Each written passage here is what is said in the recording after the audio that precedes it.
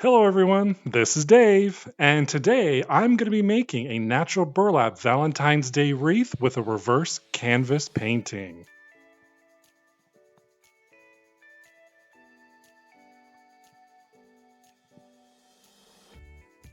Here's what I'm going to be using today. So I'm going to be using a whole bunch of natural colored burlap, a wire wreath frame, some acrylic paint, painter's tape.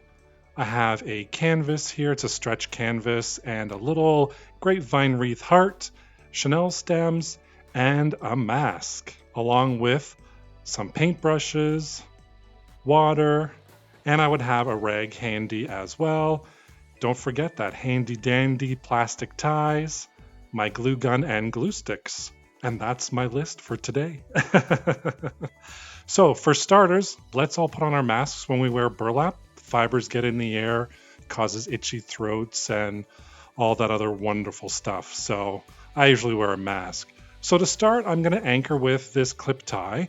And I'm going to be using the inside two bars, so two wires, I should say. And I'm beginning pulling the burlap through the two or three open spaces. Now, I do have other videos. I'm going to link in the top right hand corner two ways to do a natural burlap wreath. So if you want to check those out, those go a little bit more into detail. Today I'm going to do a little quick tutorial, but if you want a slower, more in-depth tutorial, then totally go check out that link. So I'm going to start with my anchor as I always do with wreaths, and I'm going to use that crossbar. And I'm just going to attach it down with the plastic tie. And I'm putting the plastic tie in one of the openings, and in the second opening, I'm pulling it through. So I'm having that wire, the crossbar, and the burlap all within that plastic tie. Then I just cut off the excess, and I've just created my anchor. Nice and tight, it's not going anywhere. There you go. See how tight it is? It's not moving anywhere. That is our anchor to start with.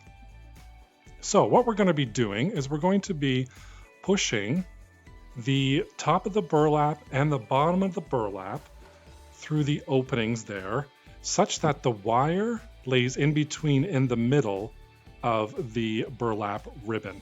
Now that is going to create your ruffle. So what I do is I gather with my left, you'll see me doing it here, and I guide it with my right hand. So I'm holding everything in my left, I'm guiding the burlap through, folding it in half around that wire, and then I'm just squishing it all together with my left hand, and that's going to create the ruffles for you. I'll just show you in a little bit. Our ruffles are starting to form here. And of course, they are a little bit loose, so I do want to tighten that up a little bit. So I am going to add some more burlap into that one section. So all I do is I just continue with the same process. And then every now and then I just take a look at it. And then I continue on to the next phase, or the next section, I should say, not phase. And then I just go all the way around that inner wreath. And I stop every now and then just to take a look at each section. Is it full enough? Do I need a little bit more? And if I'm happy with it, then I just move on to the next section until I'm all done that first round of my ruffles of my natural burlap wreath. So here I am. I'm done my first round. I'm back to where my anchor is, so back to the starting point. And now I'm going to jump to the second wire. So you'll see there's the second wire that I'm going to go to. And I'm going to feed the ruffles into that.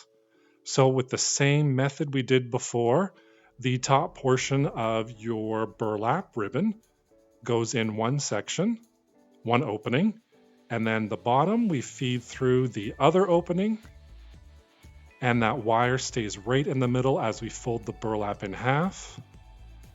Then I feed with my right hand, and I gather it with my left hand. So there you go. You can see the wires there. It's the second wire in from the edge, and I'm folding the burlap in half with that wire in the middle. So I do the same method all the way around, and here I am. I'm just kind of finishing it off, making sure my burlap's folded in half and that I'm nice and full, and that's going to create your beautiful ruffles. Of course, you can do this with deco mesh as well. Same procedure. I do have a video of that as well. It's how to make a deco mesh wreath 2 different ways with no cutting. I'll link the video up at the top right hand corner if you want to check it out as well. If you ever have the inspiration to try this method with a deco mesh wreath, it is so much fun. Making any wreath is so much fun, let me put it that way. So here I am just doing my final anchor. So it's the exact same method we did before. We are tying it to the crossbar. I'm making sure both those wires are inside the plastic tie with the burlap. I tighten it up, and then I'm just going to chop off the excess. And I have my final anchor, and I'll just chop off the excess of that burlap. Of course, I love burlap. I'm not throwing that away. I'll use that for something else.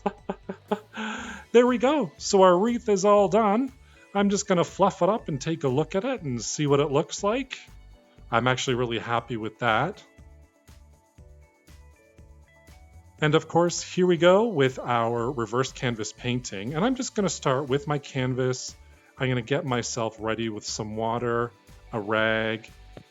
I'm going to start with my painter's tape. Now for this one, I'm going to do kind of an ombre effect of the colors. So I'm going to have 3 stripes, the bottom color, the darkest, medium color, and then a lighter color. So keep in mind, whenever you're placing tape down, it's going to be, when you take it off, it's going to expose white. So wherever the painter's tape is not covering, that's going to be your colors. So here you go. I'm just starting with my paint, my acrylic paints. I have white and red, nice Valentine's Day colors. And I just do a little bit of, a little blob here and there, just so I'm mixing. It's a little bit easier with everything. So the look that I'm going for this is a little bit of an antique look. So I don't necessarily want to make sure that, for me anyways, for this particular reverse canvas, I don't need it to be 100% perfect in coverage. I want it to be a little bit transparent, a tad bit messy, if you will, because I do want to have this kind of antique looking. So here I am, I'm going to do my second color. I'm just mixing my 2 colors together until I'm happy with the color that I'm going to be painting in the middle row. So I wanted it to be lighter than the bottom color. So here we go. It's a little bit of a darker pink. And I'm also painting the sides because when I take the canvas off to cut it down, I want to make sure I got full coverage. And here for my final color, again, I'm just mixing paint together. And since I want it lighter, I'm obviously adding more white to it. And there you go. My final color. I'm painting all the sides and the top. And then of course, once I'm done with that, I'm just going to let it dry for a few minutes, few seconds really, and then I'm going to take the tape off. And I love taking the tape off because it's that reveal. So there you go, my white stripes have been revealed. And then I'm going to let this fully dry. So I'm going to let it dry for about maybe a half an hour. Acrylic paints usually don't take that long to dry. And here I am checking it. Yep, it's all dry. So now I can move on. So what I'm going to do with this is I'm going to antique it a little bit. So make it look a little bit dirty. So I'm taking a paper towel. You can use a rag as well. And dipping it in the water. And then I'm just taking a very little bit of that brown color. And I'm just applying it on there. It's almost like a wet brush. The paper towel's a little bit wet. And I'm just doing a very small amount until I get the aesthetic look that I'm looking for here, which is that whole antiqued look.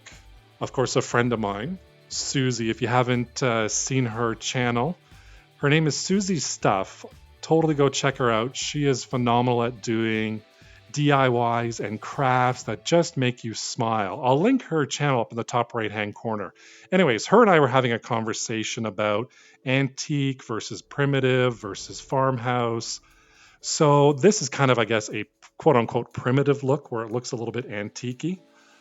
So that's just a little information for you, but go check out her channel too. So in order to create the reverse canvas, what I'm going to do is I'm going to take off the staples all around the back of the stretched canvas. Now underneath there is a wooden frame. So if you haven't worked with it before, there's the wooden frame right there. And once you take the canvas off, you can attach that canvas to the back. And as you see here, I'm demonstrating, that's what my reverse canvas is going to look like. So I don't want this natural color. So I'm going to go back and use that same kind of antiquing effect I did on the canvas. But this time I'm just going to throw some paint on the frame itself. And I'm just going to rub it in with that wet paper towel that I used before. I'm not looking for the perfect coverage. I actually don't want perfection in this one, again, because I want to go back to that antique look or primitive look. That's the new phrase that Susie taught me, is the primitive look. So I do want to have that antique look, that stained look, make it look like this picture's been around for 50 years. So there's the final result that I'm aiming for. And the next step that I'm going to do here is I'm going to cut off that excess canvas. So it's actually lined out for you. You can see where the canvas was lined around or wrapped around the wooden frame. So I'm just going to cut along that line, and that should give me enough canvas for the back. And here I am just testing it out. Yep, that works perfectly. I'm happy with that. All I'm going to do is I'm going to flip it over, good side down, add some glue all the way around. Then I'm going to take that canvas and then face down, because our frame is face down as well, I'm going to place it on top and then just secure it down, hold it in place, make sure it's nice and taut, flip it over, and there we go. And what is our last step? Putting that little grapevine heart-shaped wreath. So I'm just putting dabs of glue down. Then I'm going to place it in the center, and I'm going to wait for everything to dry. So it's all dry, and now I'm just going to put some glue on the back because I want to attach this to my wire frame. So I take some glue and full-size chenille stems, and then I put a whole bunch of glue on the top as well, just to secure it down a little bit. Let that dry, bring my wreath back, and now I'm able to put that reverse canvas onto my finished ruffle wreath. So all I'm going to do is feed it through those wires there. I'm going to wrap it around the two inside wires just to get it nice and secured. I'm going to twist tie it in place, wrap it around, make sure it's nice and secured, flip it over, make sure it's straight, and then I'm going to lift it up and pull some of those ruffles out so you can still see that beautiful ruffle work. And to be honest, here is where I thought I was going to be finished with this wreath. But as I was kind of looking at it and thinking about it, I stopped the video here. I packed up my studio and everything. Then I was kind of thinking, you know what? Maybe this needs just a little bit more. And I spent maybe a day or two thinking about it. So here I am, I'm back. You can see there's a different background. But I just thought there was something missing here, and I needed a little bit of something more. I love the way it looks, don't get me wrong. So I had these little wooden hearts, and I thought, maybe I can use these with something. And also, I had these little wooden stickers from the Dollar Tree as well. They were Valentine's themed. So I thought, why don't I use those wooden hearts, these stickers? Let's just play around and see what this looks like. So here I am. I'm just kind of playing around, putting stuff on. Does this work? Does this work? Going back and forth, yes or no. And then, of course, I finally came up with the idea of, you know what? I do like this, and this is exactly what I was looking for. So I glued it all down. It's all dry. Those little hearts just added that extra little oomph that I was looking for, and I'm so happy with it. And I hope you like it as well. If you do, hit that like button and maybe leave me a comment down below. Don't forget to subscribe to my channel so you can be notified whenever I upload a new video. Thank you again for watching. Take care. Bye for now.